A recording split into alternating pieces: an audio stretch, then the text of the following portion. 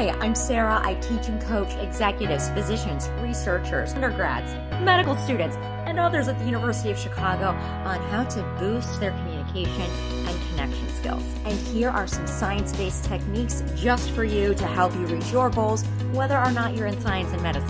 1, everything is a story. Know and build yours. People remember stories 22 times more than facts. Number 2, make people feel something. Spark emotion. Science shows it will make people more likely to take action. And if you don't want people to take an action, then why are you communicating in the first place?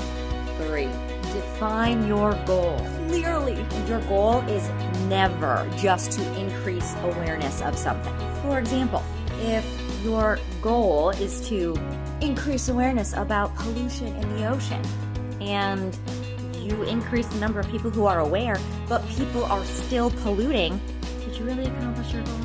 4, communication is about 90% nonverbal. So practice your delivery and how you're sharing information both in person and on camera. And number 5, no one cares about what you're doing. Controversial, I know, hang on. You must communicate what's in it for your audience so that they care. That way, you can team up together and change the world. Give these a try and let me know how they go.